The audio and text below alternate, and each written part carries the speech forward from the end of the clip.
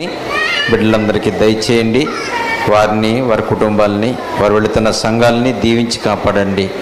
యేసుక్రీస్తు ప్రభు పేరట ప్రార్థించి అడిగి వేడుకొంచున్నాము తండ్రి, ఆమేన్. ప్రభునందు ప్రియమైన దేవుని బిడ్డలారా, మరి మరొక కొద్దిసేపు దేవుని మాటల్ని మనం తెలుసుకుందాం. వాక్యం ప్రొద్దుటి కాలంలో మంచి విషయాలు తెలుసుకోవడానికి దేవుడు ఎంతో కృప దయచేశాడు. అనేకమైన సంగతులు నేర్చుకున్నాం. మధ్యాహ్న కాల సమయంలో కూడా ఇంకొక పాఠాన్ని మనం తెలుసుకుందాం. శ్రద్ధతో మళ్ళా ప్రొద్దుట్లాగే అటెన్షన్లో ఉండి దేవుని మాటలు మనం నేర్చుకుందాం. ప్రియులారా, యేసుక్రీస్తు ప్రభువారి గురించి బైబిల్లో ఆయన దేవుని శక్తి, దేవుని జ్ఞానం అయి ఉన్నాడని, ఆయన ప్రపంచానికి వెలుగుగా ఉన్న దేవుడని, ఆయన చూడడానికి మనిషిగా కనిపించాడే తప్ప అవసరాన్ని బట్టి మనిషి రూపంలోకి వచ్చిన మహాత్ముడు, అంతేగాని ఆయన మనుషుడు కాదు. ఆయన దేవాతి దేవుని కుమారుడు, పరలోక నివాసి అని మనం ఆలోచిస్తే, అంతటి మహానుభావుడు వచ్చి భూమి మీద పలికిన ఏ మాట అయినా చాలా అర్థంతో కూడుకున్నదై ఉంటుంది. ఎందుకంటే మనల్ని రక్షించడానికి వచ్చిన యేసుప్రభు గారు ఆయన చెప్పిన ప్రతి మాట కూడా మన ఆత్మీయ జీవితానికి చాలా అవసరమైనదిగా ఉంటుంది. నేను బైబిల్ చదువుతున్నప్పుడు ప్రతి మాటని కూడా చాలా ఆలోచనాత్మకంగా చదువుతాను. నాకు అర్థం కాలేకపోతే అర్థం కాలేదు కదా అని వెళ్ళిపోను, అర్థమయ్యే వరకు చదువుతాను. అలాగన మనం ఎప్పుడైతే పట్టుదలతో బైబిల్ని అర్థం చేసుకుంటూ చదవగలుగుతామో అనేకమైన సంగతులు మనకు బైబిల్లో నుంచి మనకు అర్థమవుతూ ఉంటాయి. మర్మాలు, రహస్యాలు, దేవుడు దాచినటువంటి ఆత్మీయ సంపదలు, ఇలా మనం చెప్పుకుంటూ పోతే చాలా చాలా లోతుల్లోనికి దేవుని మాటలు వ్రాయబడ్డాయి. అలాంటిదే మనం పాంప్లెంట్లో ముద్రించుకున్నటువంటి 3వ పాఠం రేపుటిని గూర్చి చింత అంటే ఏంటి? ఎందుకంటే మరలా చెప్తున్నాను, చాలా బాగా చదువుకుని అర్థం చేసుకుందాం. మత్తయి సువార్త 6వ అధ్యాయంలో, మత్తయి గారు రాసిన సువార్త 6వ అధ్యాయము 34వ వచనంలో ఇది కూడా యేసుప్రభు గారు చెప్పిన చాలా గొప్ప సందర్భం, చాలా మంచి సంగతి. ఏంటంటే అది మత్తయి సువార్త 6వ అధ్యాయంలో 34వ వచనాన్ని చదువుదాం. రేపటిని గూర్చి చింతపడకుడి, రేపటి దినము దాని సంగతులను గూర్చి చింతించును అని ఉంది. చూడండి, ఏంటమ్మా? రేపటిని గూర్చి చింతించకండి. ఎందుకంటే యేసుప్రభు గారు పుట్టిన ఆ కాలంలోనే ప్రపంచం అప్పటికే చింతలో ఉంది, వేదంలో ఉంది. చింత అంటే వాళ్ళు ఏమి తిందుమా అని చింతిస్తున్నారు, ఏమి ధరించుకుందామా అని చింతిస్తున్నారు. ఈ 2 విషయాలు, చింత అనేది అప్పటి కాలపు మనుషులకి అప్పుడు ఉంది, ఇప్పటి కాలపు మనుషులకి ఇప్పుడు ఉంది. మనుషులు అన్న వాళ్ళకి ఎప్పుడు ఉండేటువంటి సమస్యలు తిండి, బట్ట, తిండి, బట్ట. అందుకే మీరు చూడండి, పెద్ద పెద్ద బట్టల షాపులు పక్కనే మంచి మంచి హోటల్స్ ఉంటాయి. మంచి మంచి హోటల్ పక్కనే పెద్ద పెద్ద బంగారపు షాపులు ఉంటాయి. అంటే మీకు ఓపిక ఉండాలి, ఓపికతో తిరగాలి. ఈ షాపు, ఆ షాపు, ఆ షాపు అంటూ తిరుగుతూ అన్నీ కొనుక్కున్న తర్వాత లాస్ట్లో చేసేది ఏంటంటే మంచి భోజనం చేసి వెళ్ళిపోదాం అనుకుంటారు. అన్నీ కొనుక్కుంటాం, అన్నీ బ్యాగుల్లో చదువుకుంటాం కదమ్మా. అవి బ్యాగులు తీసుకుని హోటల్కి వెళ్ళి పిల్ల పాపలతో భోజనం చేసి చల్లగా వెళ్ళిపోతాం అండి. మరి అనాగరిక మానవ జీవితం కాడి నుంచి ఆధునికమైన మానవులైన మన వరకు కూడా ప్రపంచానికి ఉన్న చింత ఏంటంటే తిండి, బట్ట, ఏం తినాలి, ఏం కట్టుకోవాలి, అంతేగాని పరలోకానికి ఎలా వెళ్ళాలి అనే చింత లేదు ఎవరికైనా. ఎందుకంటే పరలోకం చేరుకోవడం కష్టము అనే మాట అపోస్తుల తర్వాత అది మరుగైపోయింది. మిగతా చెప్పే వాళ్ళందరూ ఏమన్నారంటే పరలోకం చేరుకోవడం కష్టమమ్మా అని చెప్పట్లేదు. పరలోకం వెళ్ళడం అంటే ప్రార్థనకు వచ్చినంత ఈజీ కాదమ్మా అని ఎవరు చెప్పట్లేదు. పరలోకం వెళ్ళాలంటే పోరాటం చెయ్యాలమ్మా అని ఎవరు చెప్పట్లేదు. ఇలా చెప్పిన వాళ్ళు అపోస్తులు ఒక్కలే కదా. ఇలాంటి బోధ బైబిల్లోనే ఉంటుంది. పరలోకం చేరుకోవాలంటే పోరాడాలి. నేను మంచి పోరాడి తిని విశ్వాసం కాపాడుకుంటుని నా పరుగు తుదముట్టించి తిని అని చెప్పిన వాళ్ళు ఎవరు? అపోస్తులే, ఇంకెవరు చెప్పరు. ఇంకెవరికి అవసరం లేదు. ఒకవేళ బోధించిన నేను భ్రష్టుని అయిపోతానేమోనని నా శరీరాన్ని నల్లగొట్టుకుంటున్నానని చెప్పింది ఎవరు? వాళ్ళు అపోస్తులే, బయట ఎవరు చెప్పరు. అంటే పరలోకం వెళ్ళడం అనేది కష్టం అనే మాట యేసుప్రభు గారి బోధలో కనపడింది, అపోస్తుల బోధలో కూడా కనపడింది. ఇప్పటి కాలంలో సాధారణంగా ఎవరి బోధల్లో కూడా పరలోకం కష్టమని అనిపించదు. ఒకవేళ మన వాళ్ళు ఎవరైనా శ్రమ పడాలి, కష్టపడాలని చెప్పినా వాళ్ళకి ఎవరికి శ్రమలు ఉండవు కదా. శ్రమ పడండి అని మనకు చెప్తారు తప్ప వాళ్ళు సకల ఐశ్వర్యాలు అనుభవిస్తూనే ఉంటారు. విన్నారా? కానీ శ్రమ పడుతూ చెప్పిన వాళ్ళు ఎవరయ్యా అంటే అపోస్తులు ఒక్కలే. వాళ్ళు శ్రమ పడుతూ శ్రమ పడండి అని చెప్పారు. వాళ్ళు నీతిగా బ్రతుకుతూ నీతిగా బ్రతకండి అని చెప్పారు. కానీ మనకు చాలా మందికి క్యారెక్టర్ లేకపోయినా, నీతి లేకపోయినా, శ్రమ లేకపోయినా ప్రసంగం ఇస్తే దంచేస్తారు పట్టుకుని. ప్రసంగం ఇస్తే దంచేస్తారు పట్టుకుని.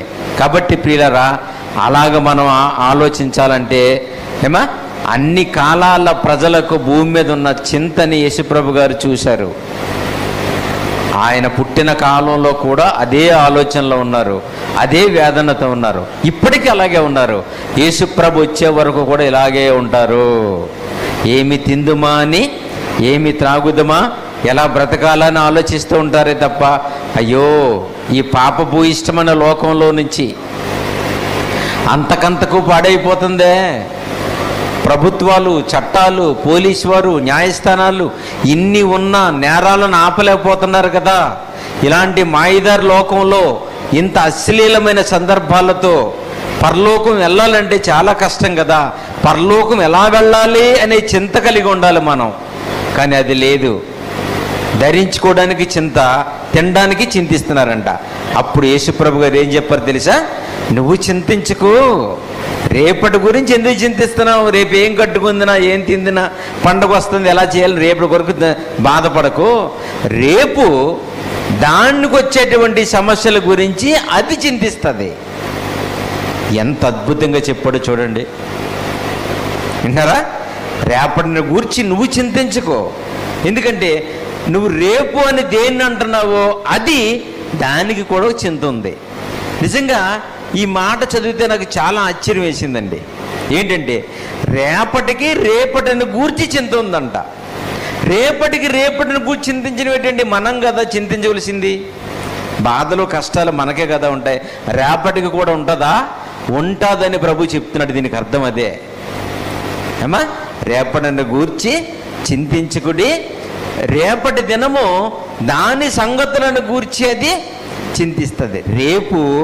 రేపటి దినాన్ని గురించి చింతిస్తుందంట. ఈరోజు ఉంది కదా, ఈరోజు నిన్న చింతించి ఉంటుంది అన్నమాట. రేపు నేను చింతపడాలి అని. ఏంటి? రేపటి దినానికి రేపటికి ఉన్న చింత ఏంటి అసలు అంటారా? ఏమండి, కష్టాలు, బాధలు, ఇబ్బందులు మనకే కదండి, మనం ఉంటున్న ఈ సృష్టికి అంతటికీ ఉన్నాయి. రేపు అంటే అర్థం ఏంటి తెలుసండి? రేపటి దినం అంటాం కదా మనం, రేపటి దినం అంటాం కదా.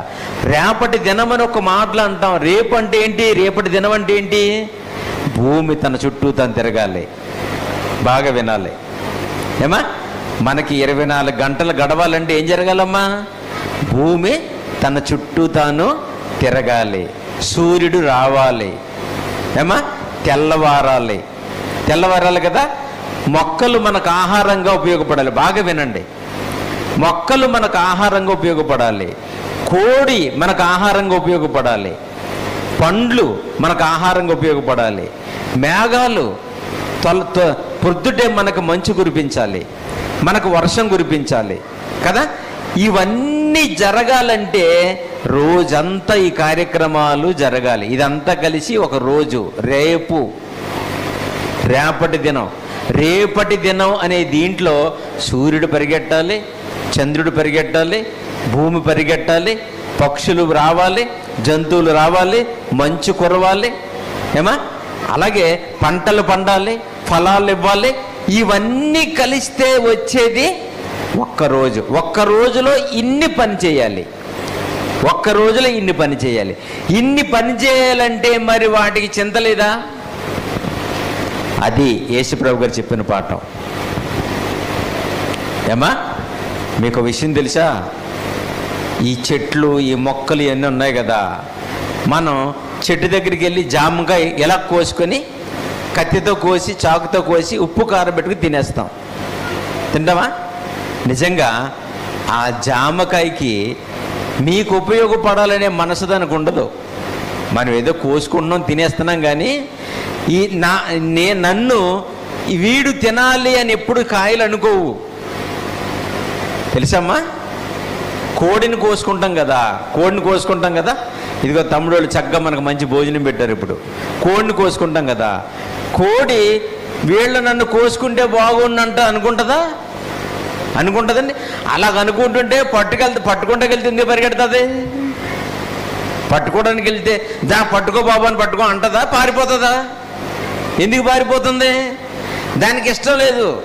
ఈ దరిద్రుడి చేతిలో దొరుకుతుంది, నాకు ఇష్టం లేదని పరిగె. అది అదేంటండి, వీటికి దొరకకూడదు. మేక, కోడి ఏదైనా తీసుకోండి, అవి మనకు ఉపయోగపడ్డ వాటికి ఇష్టం ఉండదండి, ఇష్టం ఉండదు. పువ్వు, ఫలం, మాంసం, మొక్కలు, ఏమా సూర్యుడు, చంద్రుడు, భూమి, చేపలు, సృష్టిలో రేపటి దినాన్ని గురించి ఏమైతే దేవుడు సిద్ధపరిచాడో వీటన్నిటినీ, ఇవి మనుషులకు ఉపయోగపడడానికి వాటికి ఎంత మాత్రమూ ఇష్టం లేదు. అవి మనకు ఉపయోగపడడానికి అవి బాధపడతాయంట. ఎందుకు? దేవుడు ఈ సృష్టినంతటిని మంచి వాళ్ళైన నా పిల్లలు అనుభవించాలని చేశాడు వీటిని. ఏమండి, ఈ దావీద్ ఇబ్రహీం లాంటివాడు, బిన్ లాడెన్ లాంటివాడు, సద్దాం హుసేన్ లాంటివాడు, లేకపోతే గూండాలు, రౌడీ షీటర్లు, మోసగాళ్ళు, ఇలాంటి వాళ్ళు అనుభవించాలని కాదు ఈ లోకం. ఈ సృష్టినంతటిని దేవుని పిల్లలు అనుభవించాలని దేవుడు చేశాడు. దేవుని పిల్లలకు బదులుగా అందరూ అనుభవిస్తున్నారు. రౌడీలు, గూండాలు, మంచివాళ్ళు, నీతిమంతులు, భక్తులు, భక్తిహీనులు అందరూ అనుభవిస్తున్నారు. అందరూ అనుభవించడానికి సృష్టికి అంత ఇష్టం లేదు. ఏమా అందరికి ఉపయోగపడాలనే సృష్టికి ఆలోచన లేదు. దేవుని మాటని శిరస వహించేవి మన కొరకు పనిచేస్తున్నాయి అంతే తప్ప వాటికి మనకు పని చేయాలని వాటికి ఇష్టం లేదన్నమాట. ఓ మంచి మాట చెప్తాను. చాలామందికి వంకాయ అంటే ఇష్టం ఉండదండి. వంకాయ కూర అంటే ఇష్టం ఉండదు కదమ్మా. అందరికీ వంకాయ కూర ఇష్టమేనండి? ఎవరైనా ఇష్టం ఉన్నారా? ఉంటారు. కొంతమందికి దొండకాయ ఇష్టం ఉండదు, కొంతమందికి బెండకాయ ఇష్టం ఉండదు, కొంతమందికి చికెన్ అంటే ఇష్టం ఉండదు, కొంతమందికి మటన్ అంటే ఇష్టం ఉండదు. ఏదో ఒక ఇష్టం లేని ఉంటుంది కదండి. కూరగాయల్లో కానీ, మాంసాల్లో కానీ, చేపల్లో కానీ ఏదో ఒకటి ఇష్టం లేని ఉంటుంది. బాగా వినండి. అప్పుడప్పుడు మనం ఏం చెప్తామంటే, నాకు వంకాయ కూర అంటే పడదండి అంటారు. ఏమంటారమ్మా? నాకు వంకాయ అంటే పడదండి అంటారు. అసలు మాట చెప్పనా, నీకు వంకాయ పడకపోవడం కాదు, నువ్వంటే వంకాయకి పడదు. విన్నారా? 100% నిజమని నేను చెప్పేది, సత్యం అండి. నేను చాలా డెప్త్గా ఆలోచిస్తానండి. నాకు చికెన్ పడదంటారు కదా, చికెన్ నీకు పడపోవడం కాదు తల్లి, నువ్వంటే చికెన్కి పడదు. రివర్స్ అయిపోయింది. మనం ఇలాగ ఆలోచిస్తున్నాం తప్ప అలాగ ఆలోచించడం మానేశావు. మనలాంటి దుర్మార్గుల కోసం బలి అయిపోవాలని ఎవరికుంటుంది? ఎవరికుంటుందమ్మా? వంకాయకు ఉంటుంది అనుకుంటున్నారా? ఆడపిల్లలు పువ్వుల చెట్టు దగ్గరికి వెళ్ళి ఫ్లవర్ తీసుకుని ఇలా తెంపుకుని జల్ల పెట్టుకుంటారు కదా ఏమా? ఆడపిల్లలు ఫ్లవర్ తెంచుకొని ఇలా తెంచి జల్ల పెట్టుకుంటారు. ఇలా దగ్గరికి వెళ్తుంటే ఏమనుకుంటుంది అనుకుంటున్నారు? అది అమ్మమ్మమ్మ ఈ భక్తిహీనరాలు వచ్చి నన్ను కోసేసుకుంటుంది, ఎవడైనా మంచోడు వచ్చి కోసుకుంటే బాగుండు నన్ను అనుకుంటుంది కాదా? రోమిలికి రాసిన పత్రిక 8వ అధ్యాయము, రోమిలికి రాసిన పత్రిక 8వ అధ్యాయము 28వ వచనం చూడండి. తీసారా? అందరు తీసి చూడాలా. బైబిల్లో వాక్యాలు ఏవి ఎందుకు రాయబడ్డాయో చాలా మందికి తెలియక బోధించేస్తూ ఉంటాం. సమయం వచ్చి చెప్పినప్పుడు టక్మని అర్థమవుద్ది మనకు, అబ్బా ఈ వాక్యం ఇందుకా అనిపిస్తూ ఉంటుంది. అలాగ అర్థం కావాలంటే మనలో పరిశుద్ధాత్ముడు ఉండాలి. అదేందమ్మా? మన క్యారెక్టర్ బాగుంటే పరిశుద్ధాత్ముడు మనతో ఉంటాడు. పరిశుద్ధాత్ముడు నీతో ఉన్నాడా, నీ పంట పండిందన్నమాటే. అద్భుతంగా మాట్లాడతారు మీరు. మీరు చెప్పినవి ఎవరు చెప్పలేరు, మీరు బోధించిన ఎవరు బోధించలేరు. ఎందుకంటారా? పరిశుద్ధాత్ముడు అంటే మన జీవితానికి స్టీరింగ్. దేవుడు మనకి ఇంజిన్ అయితే పరిశుద్ధాత్ముడు మన లైఫ్కి స్టీరింగ్ అండి. ఎలా నడిపించాలో నడిపిస్తారు లోపలుండి. ఏదో రకంగా తప్పు చేయకుండా ఆయన మనలో ఉంచుకోండి, మనతో ఉంచుకోండి ప్రభుని. విన్నారా? చూడండి ఎంత బాగుంటుందో ఏమా? రోమపత్రిక 8వ అధ్యాయం 28వ వచనం. దేవుడిని ప్రేమించే వారికి, అండి అందరికీ కాదండి, మర్చిపోకండి. దేవుడిని ప్రేమించే వారికి అనగా ఆయన సంకల్పము చొప్పున పిలువబడిన వారికి మేలు కలుగుటకై సమస్తమును సమకూడి జరుగుతున్నవి. ఎవరికి? సూర్యుడు, చంద్రుడు, నదులు, ఋతువులు, కాలువలు, కాయలు, పువ్వులు, ఇవన్నీ నిజానికి ఎవరికి ఉపయోగపడాలనుకున్నాడమ్మా దేవుడు? దేవుని సంకల్పం ప్రకారంగా భూమి మీదకి పిలువబడిన పిల్లలు ఉన్నారు ఇక్కడ. ఒక పువ్వు లేదంటే ఒక కాయ నన్ను అబ్రహాం గారు తింటే బాగుండు అనుకుంటది. విన్నారా? ఒక కోడి నన్ను పౌలు గారు వంట చేసుకుంటే బాగుండు అనుకుంటది. అంతేగాని తాగుబోతులు వెళ్ళి కేజీ చికెన్ రొట్టి తెచ్చేసుకుంటున్నారు. నిజంగా అలాంటోడు ఆ మాంసం కొట్టుకుంటే అది చాలా బాధపడుతుందండి కోడి. దుర్మార్గుల కోసం కదండి. అదండి యేసుప్రభు గారు చెప్పింది. రేపటి దినము రేపటిని గూర్చి చింతిస్తుంది. ఎందుకంటే దుర్మార్గులు వచ్చి అనుభవిస్తుంటే ఈ సృష్టిని దానికి ఇష్టం లేకుండా ఈడి నోట్లో పడిపోయినేట్రా బాబు అనుకుంటుందంట కందనకాయ. వీడి నోట్లో పడిపోయి అనుకుంటుందంట తొడ మాంసం. ఈడి నోట్లో పడిపోయి అనుకుంటుందంట గుండెకాయ. అలాగా సృష్టిలో ఉన్నదన్నీ దేవుని పిల్లలు కాకుండా అనుభవించేవాళ్ళు అనుభవిస్తుంటే ఇలాంటి దుర్మార్గులకి ఎంతమందికి ఆహారం అవ్వాలో అని బాధపడుతూ ఉంటాయి. మీకు తీసా సూర్యుడు తూర్పును ఉదయించడానికి పడమనిచ్చి అస్తమించడానికి వస్తారు కదా, అలా రావడం సూర్యుడికి ఇష్టం లేదు. అలా రావడం సూర్యుడికి ఇష్టం లేదు. కానీ దేవుడు శాసించాడు. మరి భూమి మీద వెలుగునివ్వడానికి ఆకాశమందు జ్యోతులై ఉండాలన్నాడు కదా. అదిగో ఆ మాట తీసుకుని వెలుగునివ్వడానికి వస్తున్నాడు తప్ప నిజానికి వాళ్ళకి ఇష్టం లేదు. భూమి తిరగడానికి దానికి ఇష్టం లేదు. కానీ దాన్ని తిరుగు అని చెప్పినోడు పరిశుద్ధుడు దేవుడు. ఆయన మాట విన్నందుకు అది ఆయన మాటని శిరసావహించి పనిచేస్తుంది. అలాగే సృష్టిలో ఏదైనా అలాగే వర్క్ చేస్తున్నాయి. కానీ ప్రియులారా, ఇవి నీతిమంతుల కొరకు ఉపయోగపడడానికి దేవుడి చేత చేయబడిన లోకం ఇది. నీతిమంతులే అనుభవించాలి. కనుక నీతిమంతులు అనుభవించకుండా మరి అందరూ అనుభవిస్తున్నారు కదా, అందుకని ఈ అన్నిటికి చింత అన్నమాట. అందుకని ఇవన్నీ బాధపడుతున్నాయి అన్నమాట. తెలుసా మీకు? అందుకని అన్ని ఇబ్బంది పడుతున్నాయి. అందుకే అంటున్నాడు చూడండి, ఏమంటున్నాడు? దేవుడిని ప్రేమించే వారికి అనగా ఆయన సంకల్పము చొప్పున పిలువబడిన వారికి మేలు కలుగుటకై సమస్తమును సమకూడి జరుగుతుంటే ఆయన పిలవబడిన వారు వచ్చి అనుభవిస్తారని ఆయన శాసిస్తే అందరూ వచ్చి, మార్పు లేని వాళ్ళు దుర్మార్గులు అందరూ వచ్చి అనుభవిస్తుంటే మరి దానికి చింత కదా, సృష్టికి ఆవేదన కదా, సృష్టికి బాధ కదా. దేవుని బిడ్డలారా, అందుకే ఇచ్చేవి ఎవరి కోసం చేయబడ్డావో వారి కోసం కాకుండా అందరూ అనుభవిస్తుంటే వాటికి చింత. మనమేమో దేవుడి కోసం బ్రతకకుండా ఏమి తిందామా, ఏమి ధరించుకుందామా, ఎలా బ్రతకాలని మనుషులకున్న చింత. అందుకే అన్నాడు యేసు ప్రభు, రేపటిని దినం గురించి నువ్వెందుకురా బాధపడతావు? రేపు ఎవరికి ఇవ్వాలి, ఎవరిని కలవాలి, ఏం చెయ్యాలి? అమ్మో రేపు పొద్దున్న ఎలాగా కరోనా వైరస్ వచ్చిందంట, వారం రోజులు ఋతుపవనాలు రావన్నారు, బంగాళాఖాతంలో తుఫాను ఏర్పడింది అంటున్నారు అని మీరు బాధపడకండి. సృష్టి అంత బాధలో ఉంది, సృష్టి యావత్తు ఇబ్బందిలో ఉంది. అది రోమపత్రిక 8వ అధ్యాయంలో మీరు చూడండి. 8వ అధ్యాయంలో ఎంత తమ్ముడు అది? 19, 20, 22. అదే రోమిలకు రాసిన పత్రిక 8వ అధ్యాయము 22వ వచనం. సృష్టి యావత్తు ఇది వరకు ఏకగ్రీవంగా మూలుగుచు, అదిగో సృష్టి యావత్తు అంటే ఏటమ్మా? గ్రహాలే కాదు, నక్షత్రాలే కాదు, మేఘాలే కాదు, మొక్కలు, జంతువులు, దోమలు, ఈగలు, సమస్తము దేవుడు ఏమైతే చేశాడు అన్ని కూడా ఇది వరకటి నుంచి ఏకగ్రీవంగా మూలుగుతుందంట. అంటే కరెంటు పోతే ఫ్యాన్ ఆగిపోద్ది కదా, ఇలాగ ఆగిపోకుండా ఫిట్ చేసిన కాడి నుంచి ఇప్పటి వరకు తిరుగుతూ ఉంటుంది. దాన్ని ఏమంటారు? ఏకగ్రీవంగా తిరుగుతూనే ఉంటది. ఆఫ్ చేయవా అంటారు, హీట్ ఎక్కిపోతుందిరా అంటారు. అలాగా సృష్టి ఇది వరకటి నుంచి కూడా, అంటే మరి ఎప్పటి నుంచో కానండి, ఏకగ్రీవంగా మూలుగుతూనే ఉందంట.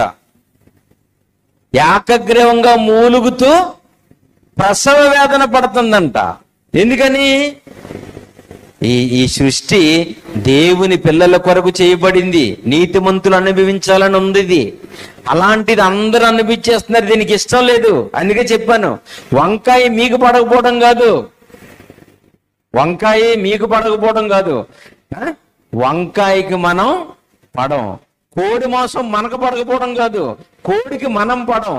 సృష్టిలో మనిషి అన్నవాడు సృష్టిలో ఏ వస్తువుకి ఇష్టం లేనివాడు. ఎందుకంటే దేవుడికి ఇష్టమైన వాళ్ళే లోకానికి ఇష్టమవుతారు. అందుకనే సృష్టి ఇది వరకటి నుంచి ఏకగ్రీవంగా మూలుగుతూ ప్రసవ వేదన పడుతుంది. అంటే రిపేర్కి వచ్చింది. తెలుసా మీకు? సూర్యుడు రిపేర్కి వచ్చాడు.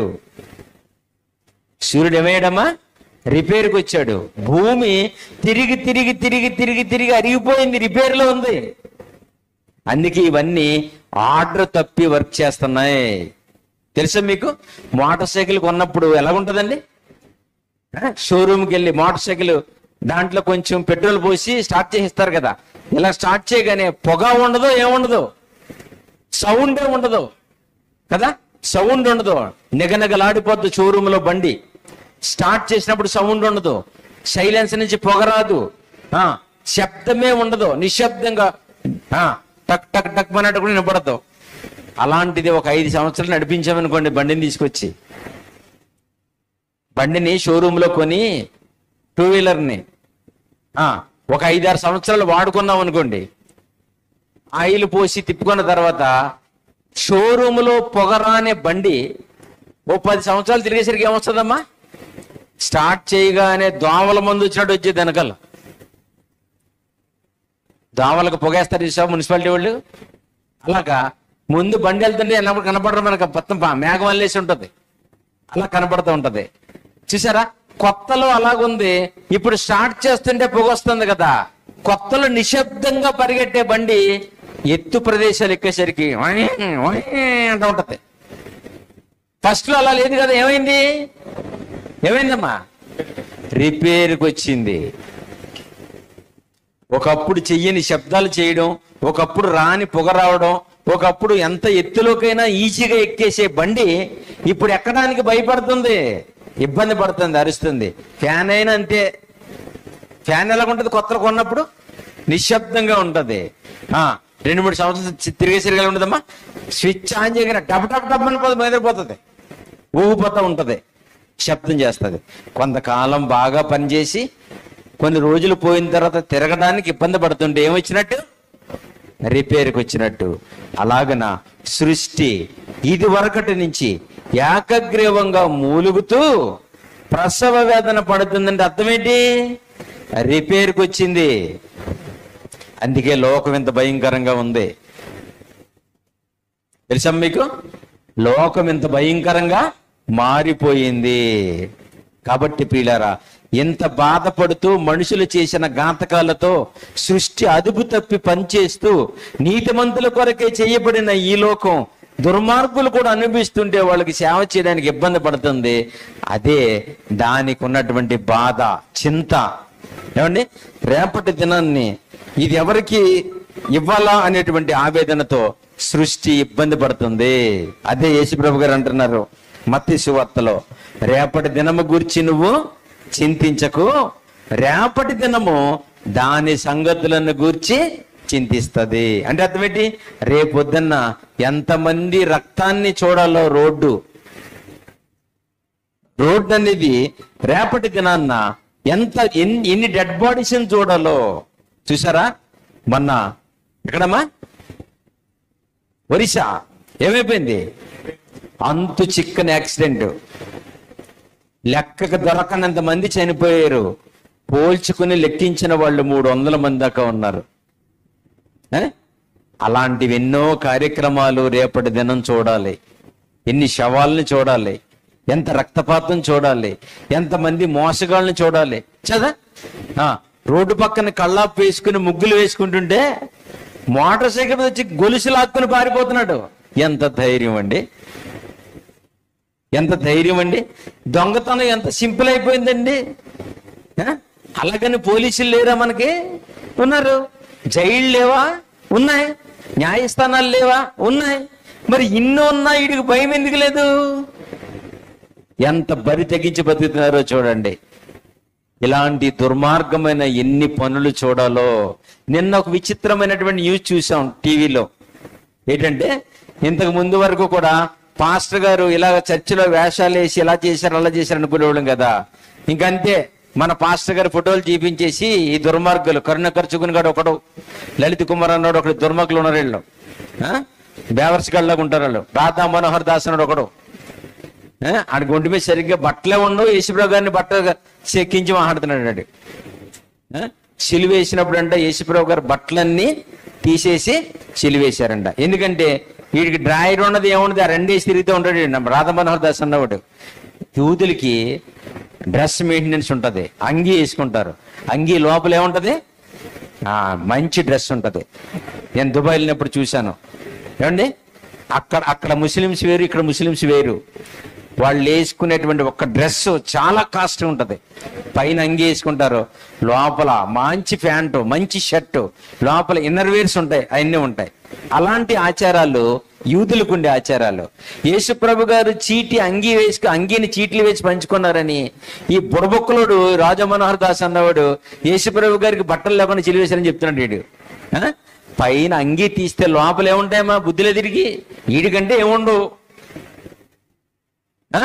వీడికంటే ఆ పైన చొక్కా కింద గోచి తప్పించి ఏమి ఉండవు.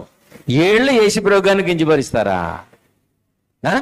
యూదులు అంటే నిష్ఠాగరిష్ఠులు, టాలెంటెడ్ పర్సన్స్. వాళ్ళు ప్రపంచ దేశాల్లో ఇజ్రాయెల్ టాప్. ఈ రోజుకి చాలా దేశాలు, మన దేశంలో చాలా చోట్ల కూడా అక్కడ వ్యవసాయమే పండించుకుంటూ ఉంటారు. ఇవన్నీ ఎందుకు చెప్తున్నానంటే, ఇలాంటి ఎంతో మంది దుర్మార్గులను మోయాలని ఏడుస్తుంది భూమి. ఇలాంటి ఎంతో మంది దరిద్రులకి నివాసం కల్పించాలని. మాస్టర్ గారు ఏదైనా తప్పు చేస్తే టీవీలో చూపించేసి యూట్యూబ్లో పెట్టేసామన్నది కన్నా. నిన్న పంతులు గారు చేసిన పని మీకు చాలా మంది తెలిసే ఉంటదేమో. పంతులు గారు కుర్రోడు ఏం చేశాడు తెలుసా? పగలంతా గుళ్ళోను, రాత్రిపూట బారులోను. చూసారా? అమ్మాయిని ట్రాప్ చేసి మోసం చేస్తే పెళ్లి చేసుకోమందని రాయి తీసి కొట్టి చంపేశాడంట. ఇలాంటి ఎన్ని చూడాలి, ఎన్ని బాధలు అనుభవించాలి. ఇలాంటి దరిద్రులకి ఎంతమందికి సేవ చెయ్యాలి అని రేపటి దినం ఏడుస్తుందంట. అది నీకేమి చింతరా, నీకు బట్టలే లేవో భోజనం లేవని బాధపడుతున్నావు. రేపటి దినాన్ని ఎంతమంది దుష్టులు చూడాలి, ఎన్ని శవాలు చూడాలి, ఎన్ని మారణాయుధాలు చూడాలి, ఎన్ని యాక్సిడెంట్లు చూడాలి, ఎంతమంది మోసగాళ్ళకి నేను ఉపయోగపడాలి, ఎంతమంది క్యారెక్టర్ లేనో నన్ను అనుభవించాలి, ఎంతమంది దుష్టులకి నేను వెలుగునివ్వాలని సూర్యుడు, నేను పండునివ్వాలని చెట్లు, ఇలాగ ఇబ్బంది పడటమే యేసు ప్రభు గారు చెప్పిన మాట. నీకు బట్టలు లేవేమో, భోజనం లేదేమో, నువ్వు ఇలాగే చింతపడితే రేపటి దినానికి చాలా చింతలు ఉన్నాయిరా అన్నాడు. ప్రసంగి గ్రంథము 4వ అధ్యాయము 2వ వచనం కూడా చూడండి పిల్లరా. తొందరగా చెప్పిన ముగిచ్చేస్తాను, స్టూడియోకి వెళ్ళాలి మళ్ళీని ఏమా, ఎందుకంటే చాలా లేట్ అయిపోయింది ఈ రోజు. ఈ పాటికే ప్రసంగం అయిపోయి వెళ్ళిపోవాలి మనం. మీరు కూడా దూరం వెళ్ళాలి కనుక తొందరగా ముగించేస్తాను. రేపు మళ్ళాసారి దేవుని చిత్తమైతే ప్రార్థన చేయండి, చాలా విషయాలు చెప్పుకుందాం మళ్ళీ ఏమా. ప్రసంగి గ్రంథము 4వ అధ్యాయము 2వ వచనాన్ని మనం చూస్తేనండి, కాబట్టి ఇంకనూ బ్రతికిచున్న వారి కంటే ఇంతకు ముందు కాలము చేసిన వారే ధన్యులంట. అబ్బో అంటే అర్థమేటమ్మా, ఇంకనూ బ్రతికిచున్న మనకంటే, ఇప్పుడు జనరేషన్ ఉన్న మనకంటే ఇంతకు ముందు కరోనాలో చచ్చిపోయిన వాళ్ళు చాలా మంచోళ్ళు అంట. ఏమా, మనం బ్రతుకున్నాం కదా, మనం మంచి వాళ్ళమా? కరోనా కాలంలో ఉండి చనిపోయిన వాళ్ళ మంచివాళ్ళవా? ఎవరు మంచివాళ్ళు? వాళ్ళు చెడ్డవాళ్లే, మనము చెడ్డవాళ్ళమే. కాకపోతే చాలా మంది ఏమనుకుంటారంటే, నేను మంచోడు కాకపోతే ఇంకా బ్రతికున్నానా, నాతో అందరూ చచ్చిపోయి నేను ఒక్కడిని బ్రతికాను అంటారు. మా బ్రతికున్నవాడు ఆడికంటే ప్రమాదకరం వీడు. మరి ఎందుకు బ్రతికాడు? ఇంకా వీడి ద్వారా ఎంతమంది పోవాలో, అయ్యగారు ఎంతమందికి పోట కారగడవ్వాలో, అందుకని బ్రతికున్నాడు అనమాట. అందుకనే ఇంతకు ముందు కాలం చేసి వెళ్ళిపోయిన వాళ్ళు ఇప్పుడు బ్రతికున్న వాళ్ళ కంటే ధన్యులు. ఇంకనూ పుట్టని వారు సూర్యుని క్రింద జరుగు అన్యాయపు పనులు చూడకుండానట్లు ఈ హేతువు చేత ఆ ఉభయుల కంటే వీరే ధన్యులు. అంటే సూర్యుని కింద జరుగుతున్న అన్యాయ పనులు చూడకుండా ఉన్నారే పుట్టబోయేవాళ్ళు, వాళ్ళు పుట్టిన వాళ్ళ కంటే, పుట్టి చచ్చిపోయిన వాళ్ళ కంటే పుట్టబోయేవాళ్ళు మంచివాళ్ళు అంట. వింటారా? పుట్టి చనిపోయిన వాళ్ళ కంటే, పుట్టి భూమి మీద ఉన్న వాళ్ళ కంటే పుట్టకుండా ఉన్న వాళ్ళు చాలా మంచివాళ్ళు అంట. ఎందుకని? సూర్యుని కింద జరుగుతున్న అన్యాయపు పనులు ఇంకా వాళ్ళు చూడలేదు కనుక. అంటే సూర్యుని క్రింద జరిగేది మంచి కదా అన్నమాట, అంత అన్యాయమే కదా ఏమా. కిరణా సరుకులు మోసం, నూనె కల్తీ, పాలు కల్తీ, పప్పులు కల్తీ ఏమా, మురిగిపోయి కుళ్ళిపోయిన మాంసాలు హోటల్లో అమ్మేస్తున్నారంట. ఎన్నిసార్లు రేటింగ్ జరిగింది హైదరాబాద్లో తెలుసా? మాంసం కూరలు వండుతారు కదా, మిగిలిపోతే ఏం చేస్తారనుకుంటున్నారు? రేపు పొద్దునకి ఫ్రెష్ కర్రీ అదే. మరి ఒక్కసారి పొయ్యి మీద పెట్టాడా, మరి వీళ్ళ మంది మీద వచ్చి తింటారు కదా, వీళ్ళకి చచ్చిపోయిందా, బ్రతుకున్నదా, కుళ్ళిపోయిందా, ఉండిపోయిన ఏం కనపడదు. మందు అలాంటిది, పాపం పుణ్యం తెలియలేదు. అది ఫుల్గా తాగేసి వచ్చి మొన్నటి మాంసం కూర తింటూ ఉంటాడు. ఇంటికి వెళ్ళగానే శుభ్రంగా ఉతికేసి ఆరేస్తుంది సరే. అందుకని ఇలాంటి మోసాలు, సూర్యుని కింద జరుగుతున్నది అన్యాయపు పనులంట. ఒకటి కాదు, సూర్యుని కింద జరుగుతున్న అన్యాయపు పనులు అన్ని అన్యాయమేనా? మంచి లేదా అంటే మంచి లేదు. తెల్లవారితే ఇంకా మంచి జరుగుతుంది అనుకుంటున్నారా? తెల్లవారితే జరిగేదంతా కూడా కుతంత్రాలు, పాపాలు, మోసాలు అండి. రాజకీయ హత్యలు, రాజకీయ గొడవలు, ఏమండి, ఉద్యోగస్తులు మోసాలు, లంచాలు తీసుకోవడాలు, పెళ్లి చేసుకున్న భార్యని చంపేయడం, లేదంటే భార్య ఇంకొకరితో కలిసి భర్తను లేపేయడం. ఇది ఎప్పుడైనా ఉందో అసలు? ఇది తల్లిదండ్రులు ఇష్టం లేకుండా పెళ్లి చేసుకునే పిల్లలు ఏంటంటే ఇది. అందుకే మన తాత ముత్తాతల కాలంలో ఇలాంటి గొడవలే లేవు, ఇలాంటి గొడవలే లేవు. నేను ఎప్పుడు చెప్తా ఉంటాను, మా అమ్మళ్ళు చెప్పేవారు చిన్నప్పుడు ఏంటంటే, పెళ్లి చూపులకి వెళ్ళేటప్పుడు కూడా పెళ్లి కొడుకు వచ్చేవాడు కదంట, వాళ్ళ అమ్మ నాన్న అమ్మాయిని చూసుకుని రావడమే. తల్లిదండ్రులకు నచ్చితే ఎవరికి నచ్చినట్టమ్మా? పెళ్లి కొడుకు నచ్చేసినట్టే, చూసుకో అవసరం లేదు. నాకు ఎలాంటిదని చేసేవాడు అడగడు, ముక్కు వంకరగా ఉన్నవాడిని చేసావు, పళ్ళు ఎత్తుకున్నవాడిని చేసావు, లేదంటే తల మీద వెంట్రుకలను చేసి అంటే కుదరదు. వాళ్ళు చూస్తే వాళ్ళకి నచ్చితే వీళ్ళకి నచ్చినట్టే చెప్పేవారంట. ఏమా కుర్రాడు నచ్చాడా అంటే ఏమంటారు? అబ్బాయి నచ్చాడమ్మా అంటే ఏమైనవారు చిన్నప్పుడు? మా అమ్మ నాన్నకి నచ్చితే నాకు నచ్చినట్టే. ఇప్పుడు అబ్బాయి నచ్చాడమ్మా అంటే ఏమంటారు? ఏది ఆడ ఫోటో ఉందా అంటారు, ఆడ ఫోటో ఉందా అంటారు, చూస్తారు. నాకు ఎలా కనపడలేదు, నన్ను తీసుకెళ్ళండి అంటారు, లేదా నన్ను తీసుకెళ్ళండి అంటారు 10 సార్లు చూసి. అందుకే ఒక్కొక్కరు సాధారణంగా 20-30 సంబంధాలు చూసాకే మనకు పెళ్ళిళ్ళని చూడగానే నచ్చిపోదు. కాబట్టి ప్రభునందు ప్రియులరా, ఇలాంటి తరాలు అప్పుడు ఉన్నాయా కదా? చిన్నప్పుడు పెళ్ళి అయిన తర్వాత తాతగారు కూడా మా అమ్మగారు నడవడానికి సిగ్గుపడేదంట. ఇదమ్మా భర్తే కదా, నడవచ్చు కదా. ఆయన ముందు నడుస్తుంటే మన అమ్మమ్మ ఎక్కడ నడిచేది? వెనకాలే నడిచేదంట. ఇలా దగ్గర రావే అంటే వద్దులండి మీరు ముందు నడండి అనేదంట. ఇప్పుడు అసలు పెళ్ళయ్యాక మోటార్ సైకిల్ మీద వెళ్తారు కదా, మోటార్ సైకిల్ మీద చూసారు వాళ్ళని? అసలు ఆ బండి నడపనిస్తే వెనకాల కూర్చొని ఇలా పట్టేసుకుంటారు. బండిని డ్రైవ్ చేయనిస్తున్నారా? అలా పట్టేసుకుంటే పడిపోతాడు. ఏ డ్రైనేజీలోకి వెళ్ళిపోతా బండి? సిగ్గులేదు, సిగ్గుదిలేశారు కదా. భార్యాభర్తలు పక్క పక్కన నడవడానికి సిగ్గుపడే జనరేషన్స్ మన ట్రెండ్, మన దేశం అలాంటిది. ఇప్పుడు సిగ్గు ఎగిరిపోయింది. పెళ్లి కుదరగానే ఫ్లెక్స్లు ఒకటి తేరగా వచ్చాయేమో, ఫ్లెక్స్లు వచ్చాయి కదా, ఫ్లెక్స్ల మీద పెళ్లి ఫోటోలు వేస్తారు కదా. పెళ్లి కూతురిది ఇక్కడ, పెళ్లి కొడుకుది ఇక్కడ. సినిమా హీరోల్లాగా ఉంటారు. అది సినిమా ఫ్లెక్సో పెళ్లి ఫ్లెక్స్ ఎవరికి తెలీదు. అలా వేయించుకుంటారు. అయినా నీతిగా ఉంటున్నారా? కాపురాలు చేసుకుంటున్నారా? కాబట్టి ప్రియులారా, ఇలాంటి అన్యాయపు పనులు భూమి మీద చూడకుండా ఉండగలిగినందులకు ఇప్పుడు పుట్టి చనిపోయిన వారి కంటే ఉన్నవారి కంటే పుట్టబోయేవారే ధన్యులు. ఇలాంటివన్నీ రేపటి దినంలో ఈ రోజులు లోకం చూస్తుంది. భూమి భరించలేకపోతుంది, ఆకాశం వర్షం కురిపించలేకపోతుంది, పువ్వులు పుష్పించలేకపోతున్నాయి, కాయలు ఫలించలేకపోతున్నాయి. అందుకనే ఏ నీతిమంతులకు ఉపయోగపడాలని దేవుడు ఈ లోకాన్ని చేశాడో ఆ నీతిమంతులు కరువైపోయారు. దుర్మార్గులు అంతకంతకు పెరిగిపోతున్నారు. ఇలాంటి వాళ్ళకి మేలు చేసి క్రియ చేయలేక రేపటి దినం, రేపటిలో జరిగే సంగతులను గూర్చి చింతించుతున్నది. అందుకే ఎంత బాగా చెప్పాడు చూడండి. రేపటి దినము దానిలో జరిగే సంగతులను గూర్చి ఉందా? చూడమ్మా, మళ్ళీ చదువుతాం, ముగిస్తాను. రేపటి దినము రేపటిని గూర్చి చింతింపకడి.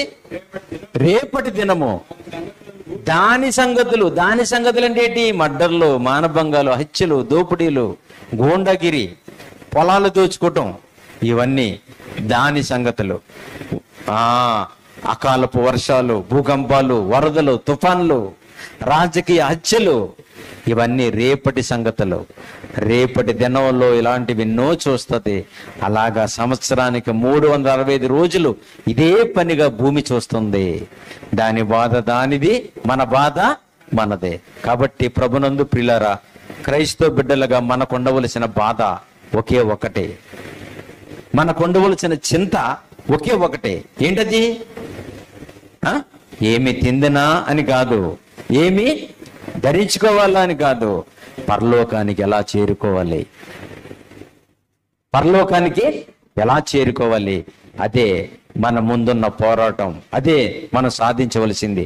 ఇంతకు మించి మానవ జీవితానికి ముగింపు అంటూ ఏమీ లేదు. బాగా ఆలోచించండి. లేచి నిలబడితే ప్రార్థన చేసుకుందాం, లేచి నిలబడదాం. మరి పొద్దున్నుంచి సాయంకాలం వరకు దేవుడు మధురమైన మంచి మాటలు వినిపించాడు. ఇన్ని వాక్యాలు విన్న తర్వాత మరలా మీరు ఎలా ఉంటారో మీ ఇష్టం, నిర్ణయం మనదే. ప్రార్థన చేసుకుందాం. దయగలిగిన తండ్రి, ప్రేమ కలిగిన ప్రభువా, సాయంకాల సమయంలో మీ బిడ్డలకు మరో కొన్ని మాటలు చెప్పే అదృష్టం కలిగించారు. అవును తండ్రి, మాకున్న చింత చిన్నదే, కానీ లోకం మొయ్యలేకపోతున్న భారం చాలా పెద్దది. నాయన మీరు మా కళ్ళు తెరిపించారు, మీ మధురమైన వాక్యాలు వినిపించారు. మేము పరలోకం కోసం చింతించే బిడ్డలుగా ఉండడానికి, పరలోకం చేరుకోవడానికి, మహిమ గల తండ్రిగా మిమ్మల్ని చూసే భాగ్యం మా అందరికీ కలిగించండి. యేసుక్రీస్తు ప్రభు పేరట ప్రార్థించి అడిగి వేడుకొనిచున్నాము తండ్రి. ఆమేన్.